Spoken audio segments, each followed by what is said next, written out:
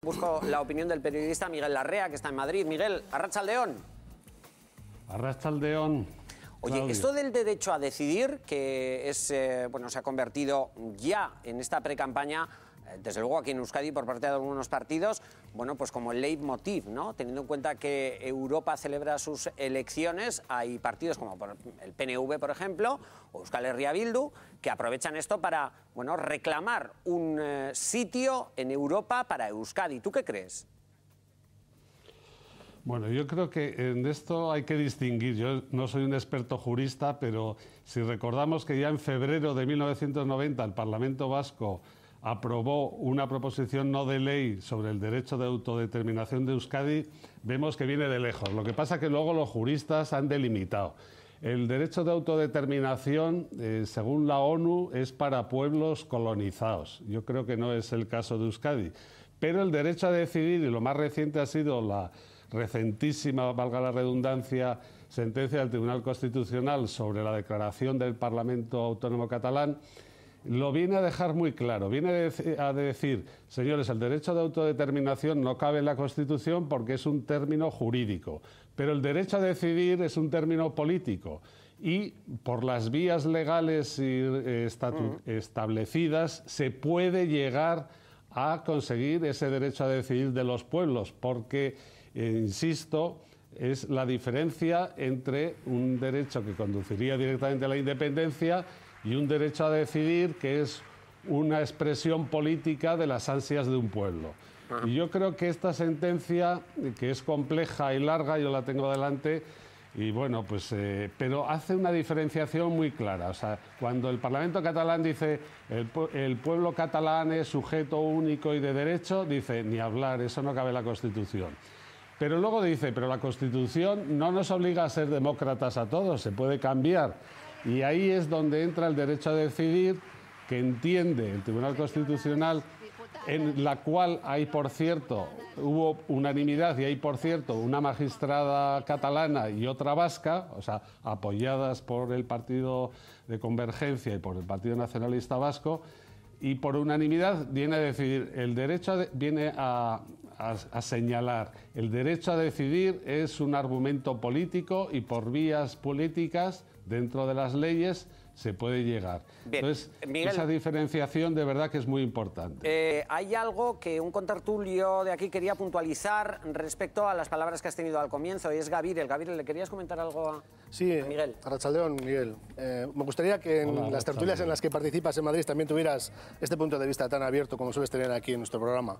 Mira, Miguel, yo en el tema de que el derecho a autodeterminación es algo que solo es para procesos de descolonización, creo que se ha escrito bastante sobre esto y hay un elemento fundamental. En 2008, y no solo por Kosovo, sino también todos los procesos de desmembración de Yugoslavia, cambió un poco la doctrina, ¿no? El derecho a la autodeterminación pasó a definirse como derecho a decidir gracias a que efectivamente se superó esa lógica de procesos de descolonización, creo, a nivel jurídico, ¿no? Pero yo creo que es importante que aclaremos una cosa. Derecho a decidir no quiere decir independencia.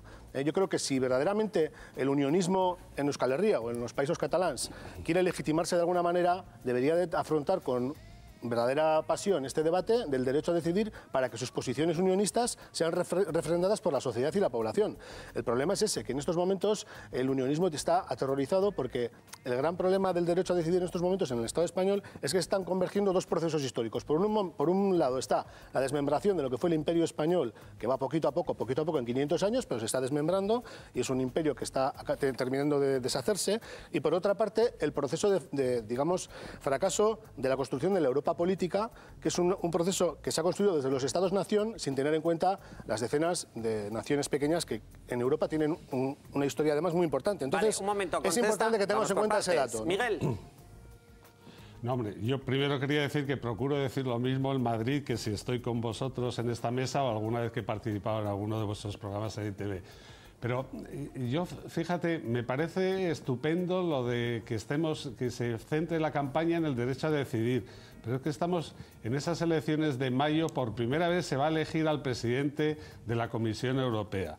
Parece que no, pero es muy importante. La diferencia entre que sea uno de la mayoría conservadora de Europa u otro de la mayoría progresista, sea el socialista, puede ser bastante relevante, porque lo que hemos visto, y hoy han salido datos como hasta Euskadi, Navarra, van para abajo, les ha llegado la crisis más tarde, pero está habiendo problemas económicos que son los más relevantes para la Unión Europea.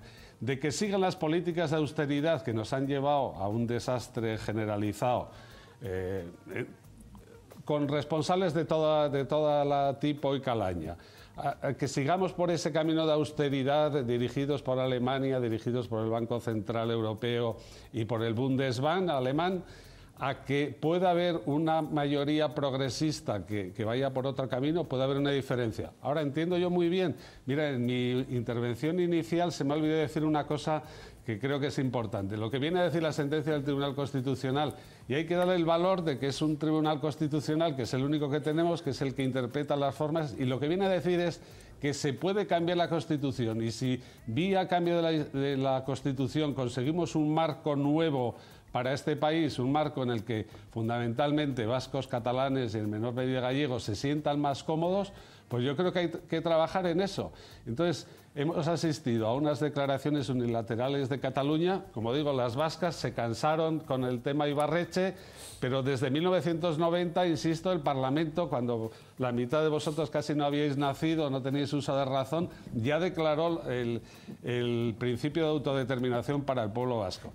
En declaraciones de este estilo no se avanza nada como se avanza, ni tampoco se avanza como con el gobierno, que coge la Constitución como si fuera un libro inmenso y amenaza a todos con la Constitución. Con eso no se avanza nada, se avanza con el diálogo y con un intento de cambiar la Constitución, porque como se ha visto, después de 35 años que tiene esta Constitución, que vamos para 36, pues se ha quedado muy antigua.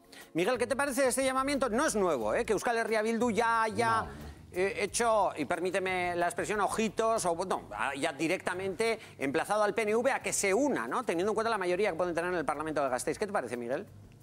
Yo, siendo sincero, me suena a electoralismo puro por parte de los partidos nacionalistas vascos, y como si los ciudadanos no fueran capaces, los ciudadanos vascos me refiero, no fueran capaces de comprender la importancia de unas elecciones. De acuerdo, son unas elecciones donde está garantizado pues, un 50% de abstención, porque a la gente le viene muy de lejos, pero precisamente en el País Vasco, una de las regiones, la comunidad autónoma con mayor índice per cápita de vida y con una riqueza insoslayable, me parece que el decir a la gente, no, esto de las elecciones europeas no nos interesa, porque que tomen las decisiones sobre nuestra vida, nuestra hacienda y sobre el futuro de nuestros hijos no nos importa. Lo que nos importa es el derecho a decidir. Pero, hombre, el derecho a decidir yo creo que viene en otro camino. Luego llegarán las elecciones autonómicas y me parece que ese es el momento. Ahora es absurdo cuando vemos que hasta en Cataluña, con la excusa de esa sentencia del Tribunal Constitucional, y perdonad que me ponga pesado, les ha abierto una vía de diálogo que la están tomando, porque entienden que no se puede hacer una consulta no vinculante. Lo que pasa es que una consulta no vinculante a estas alturas, que se puede hacer perfectamente, no sirve para nada, porque ya sabemos el resultado. Vamos, se podría poner un 85-15 a favor de que va a salir que sí. Hay una fórmula que es la más evidente y la más práctica, porque que se nos llene la boca de hablar de derecho de autodeterminación en toda la campaña electoral y poner, pues está muy bien y es totalmente democrático. Pero hay una fórmula que está sobre la mesa, que es obligar a los partidos políticos y al Gobierno de Madrid, el que estoy de acuerdo que es bastante miope en estos momentos, a cambiar la Constitución. Parece que no, pero eso se puede hacer en un país serio. Yo creo que España es un país serio y está formado por comunidades autónomas bastante serias. La prueba es que cuando nos tenemos que apretar el cinturón, pues sale que excepto Cataluña en 4 décimas, el Estado, la administración del Estado en 2 décimas, pues se cumple. Y eso no lo obligan de fuera. Pero la estructura de este país, que después de 35 años se ha revelado que se ha quedado desfasada, se puede cambiar.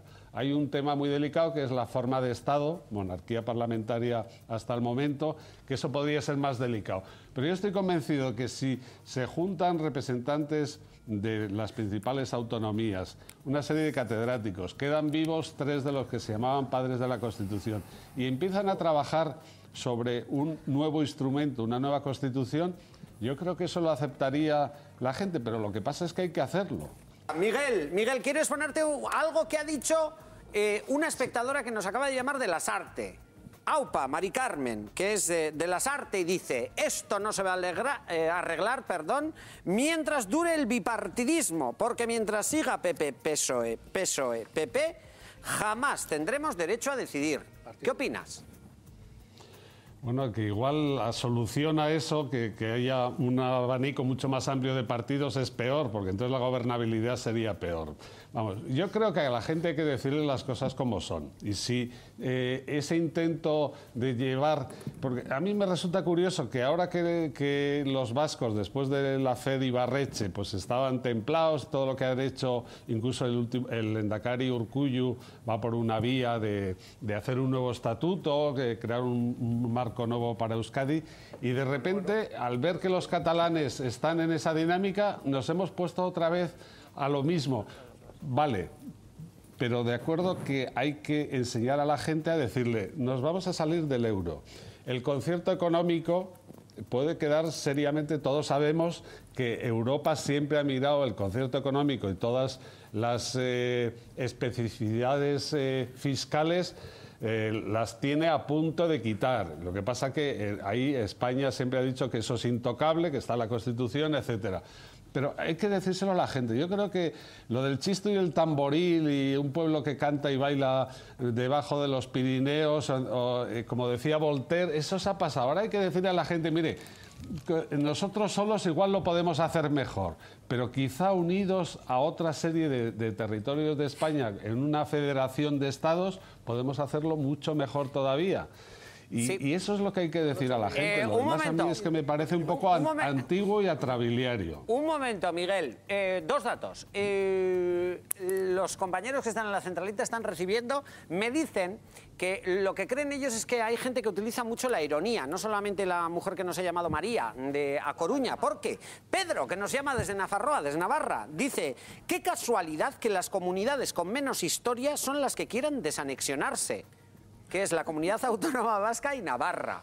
Dice Pedro, su teoría es: claro, esto será porque son las comunidades más ricas y quieren quitarse a los pobres de encima, no porque tengan historia, porque remarca, son las comunidades con menos historia.